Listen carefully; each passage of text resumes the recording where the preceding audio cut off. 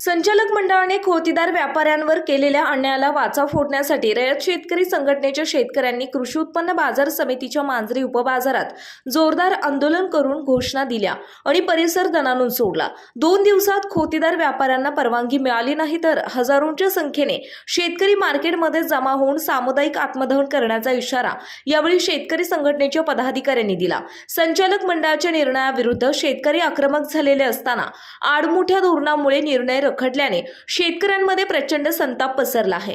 कृषी उत्पन्न बाजार समितीच्या संचालक मंडळाने 3 महिन्यांपासून मांजरी उपबाजारात खोतीदार व्यापाऱ्यांना मज्जाव केला, त्यामुळे 3 तालुक्यातील शेतकऱ्यांच्या लाखो रुपयांच्या मुलांचे नुकसान होत असल्याने आज रयत शेतकरी संघटनेने मोर्चा काढून संचालक मंडळाच्या मनमानी विरोधात हल्लाबोल केला।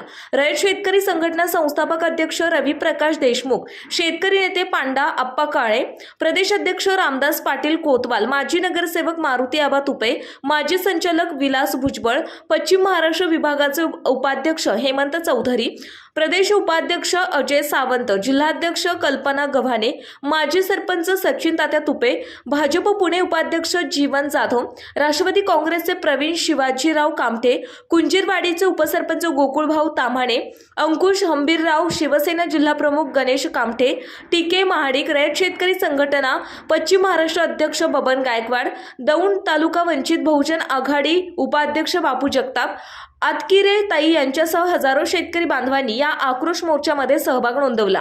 आंदोलनानंतर बाजार समितीचे विभाग प्रमुख किरण घुले यांना निवेदन दिले आणि 2 दिवसात तातडीने तोडगा काढण्याची आग्रही भूमिका मांडली। खोतीदार व्यापाऱ्यांच्या वतीने बाळासाहेब भिसे यांनी बाजाराच्या प्रवेशद्वारासमोरच आमरण उपोषण आंदोलन सुरू केले। आंदोलनकर्ते शेतकरी संघटना आणि शेतकऱ्यांनी या उपोषणाला पाठिंबा दिला। संचालक मंडळाने निर्णय बदलला नाही तर मांजरी उपबाजारातील व्यापाऱ्यांना माल बाहेर नेऊ देणार नाही असा इशारा मंडळाच्या मनमानी विरोधात आणि खोतीदारांच्या न्याय हक्कासाठी शेतकऱ्यांचे सामूहिक आत्मदहन आंदोलन करण्याचा इशारा प्रदेशाध्यक्ष रामदास पाटील कोतवाल यांनी दिला। शेतकरी संघटनेचे नेते सामूहिक आत्मदहन करणार, उपोषणकर्ते आपली स्वतःची तिरडी बांधून मरणाची वाट पाहत आहेत तर या सरकारचे डोळे का उघडत नाही असा सवाल संतप्त शेतकरी करतायत। माझं नाव महेश शिंदे, मी एक थेऊरगावचा शेतकरी आहे। आमच्या गावच्या यशवंतची जी संचालक मंडळाने जी परिस्थिती केली त्याच्यामुळे आमच्यावरती हे दिवस आले की आमच्या नवीन पिढीवरती की आम्हाला शेती केल्याशिवाय आता पर्याय नाहीये, ऊस आम्हाला लावता येत नाहीये, कारखाना आमचा बंद पाडलाय काही संचालकांनी आणि आता इथं बी आम्हाला तशाच विचारांच्या काही संचालकांचा सामना करावा लागतोय। पण आमच्या घरात आमचे जोडधंदे आहेत, उद्योगधंदे आहेत, नवीन पोरं शेती करून बाकीचे जोडधंदे करतात।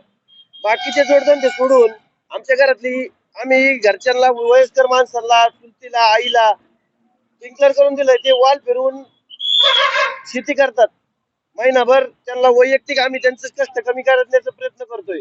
आम्ही त्यांचे कष्ट कमी करून आम्ही आमचे बाकीचे उद्योगधंदे सुरू आहेत, कुणाचे हॉटेल आहेत, कुणाची झेरॉक्सची दुकान आहेत, कुणाचं गाडी व्यवसाय आहे, कुणाचा ट्रान्सफर व्यवसाय आहे, हे सगळं बंद करून आम्ही 4 दिवस मजूर बघायचं। मजूर आमच्या इथं छोट्या मोठ्या कंपन्या आलेल्या आहेत, मजूर आम्हाला राहिलं नाही, आम्हाला मजूर भेटत नाही।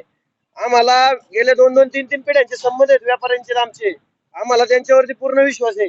आम्हाला आमच्या मोबदला योग्य प्रमाणे ते देतात। कुठल्याही व्यापाऱ्याने आजपर्यंत आमची फसवणूक केलेली नाहीये आणि व्यापारी आमच्या घरात सुखदुःखात दरवेळेस येऊन बसलेली आहेत, उठलेली आहेत।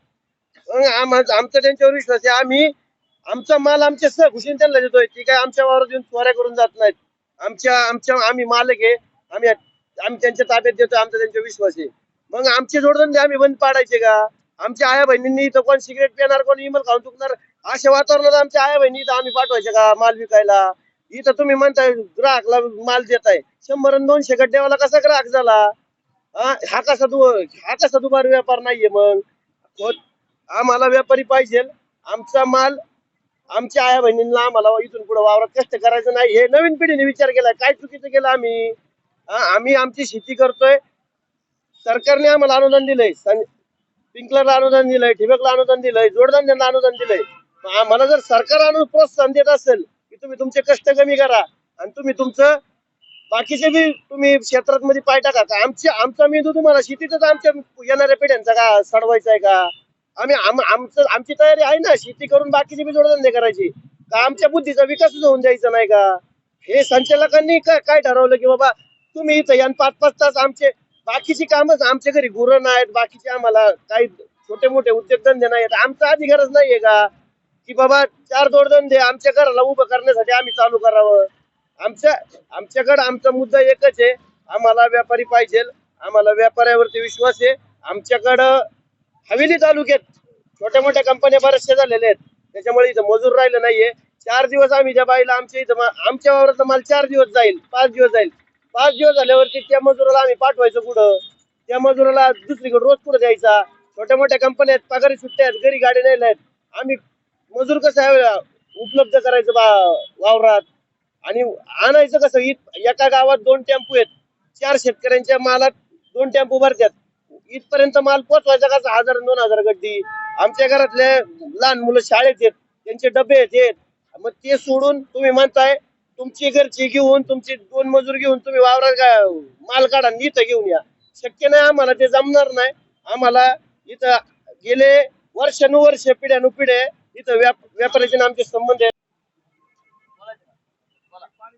गेल्या काही दिवसापासून मांजरीच्या या उपबाजारामधील व्यापाऱ्यांनी, खोतेदार व्यापाऱ्यांनी त्यांना या ठिकाणी बाजार समितीने माल विक्री करण्यास बंदी घातल्यामुळं त्या निर्णयाविरुद्ध आंदोलन सुरू केलेलं आहे आणि कालपासून ही मंडळी उपोषणाला बसलेली आहेत. मी मार्केटमध्ये गेले 25 वर्ष मी व्यापार करतोय. व्यापाराची पद्धती काय आहे आतापर्यंत चालत आलेली आहे. बाजार समितीच्या माध्यमातून, बाजार समितीच्या आधिपत्याखाली ज्या पद्धतीने व्यापार चालायला पाहिजे त्या पद्धतीनेच व्यापार ही मंडळी करत आहे. मार्केटमध्ये जर गुलटेकडी मार्केटमधला जर अभ्यास केला तर जवळजवळ 60% जास्त माल हा व्यापारी माल येतोय किंवा खरेदी करून पाठवलेला माल त्या ठिकाणी विक्रीला येतोय. त्या मालाला आपण विक्री करायला परवानगी देतोय. त्याच पद्धतीने या मांजरी बाजारामध्ये ही पालेभाजीच्या बाबतीमध्ये ही खोतेदार मंडळी त्याच पद्धतीने व्यापार करत आहे. बरं, ते लोक जे व्यापार करतात ते बाजार समितीच्या नियमाला धरून व्यापार करतात. माल विक्री करत असताना बाजार समितीच्या नियमानुसार जे जे शुल्क भरायला पाहिजे ते शुल्क त्यांच्याकडून भरले जातात. याला दुबार विक्री म्हणणं मला तसं संयुक्तिक वाटत नाही. हे लोक खोत्यामध्ये म्हणजे शेतामध्ये जाऊन माल खरेदी करतात आणि तो खरेदी करून आणून इथं डायरेक्ट विकतात. त्यामुळे त्याला दुबार विक्री म्हणणं तसं तितपत योग्य वाटत नाही मला. तरी बाजार समितीच्या संचालक मंडळाने जो काही निर्णय घेतलेला आहे त्याचा त्यांनी एकदा फेरविचार करावा. शेतमाल विक्रीचं हे ठिकाण आहे, जास्तीत जास्त शेतमाल बाजार आवारामध्ये यायला पाहिजे, शेतकऱ्यांच्या मालाला चांगला भाव मिळला पाहिजे, त्याचं वितरण व्यवस्थित व्हायला पाहिजे. या बाबतीत बाजार समिती लक्ष घालायचंच आहे. परंतु व्यापाऱ्यांची जी व्यापाराची पद्धती आहे ती स्वतः माझ्या मते ही नियमाला, कायद्याला आणि बाजार समितीच्या सर्व कायद्याला धरून त्या पद्धतीने हे लोक विक्री करत आहेत. किंवा बाजार समितीने या बाबतीत पुन्हा एकदा फेरविचार करावा आणि त्यांचं चाललेलं आंदोलन थांबवावं. आणि गेल्या अनेक वर्ष, जवळजवळ 20-25 वर्षापेक्षाही जास्ती कालावधी ते खोतेधारक माल घेऊन येत आहेत, माल विकतायत आणि सुरळीतपणे व्यापार चालू आहे. अशा परिस्थितीमध्ये हा बाजार समितीने थांबू नये, हा व्यापार बाजार समिती थांबू नये आणि या लोकांना पुन्हा एकदा माल विक्री करायला परवानगी द्यावी ही माझी नम्र विनंती. धन्यवाद. गेल्या 15-20 दिवसापासून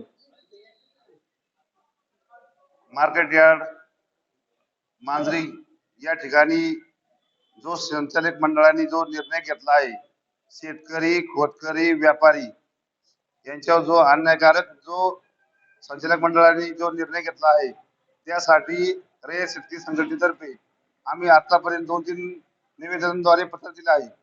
आमच्या 2 मिटिंग झाल्या आहे तरी त्यांनी आतापर्यंत आम्हाला जो निर्णय जो त्यांचा घेतला आहे तो त्यांनी काय अजून माघारी घेतला नाही.